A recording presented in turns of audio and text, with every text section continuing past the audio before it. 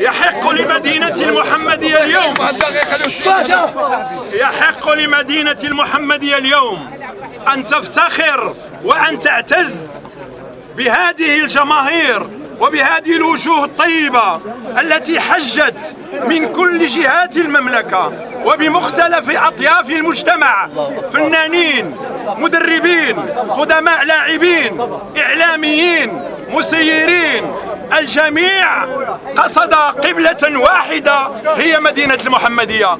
لماذا؟ لأن المصاب جلل والفقيد هرم من أهرام الوطن، لأنه كان بجميع الصفات متميزا، كان رجلا أستاذا بمعنى الكلمة الأستاذية، كان رجلا رياضيا، وكان رجلا يحب الخير للجميع. لذلك أنتم اليوم شهود عليه، فشهود الدنيا هم شهود الآخرة، فادعوا له بالرحمة والغفران، فادعوا له بالمغفرة والرحمة.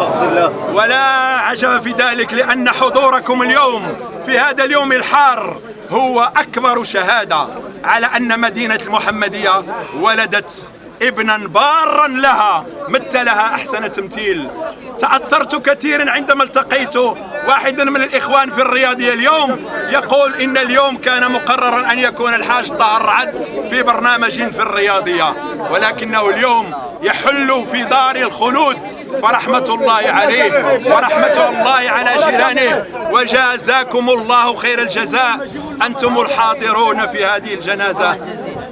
نختم بقول الله تعالى: يا أيتها النفس المطمئنة ارجعي إلى ربك راضية مرضية فادخلي في عبادي وادخلي جنتي. صدق الله العظيم.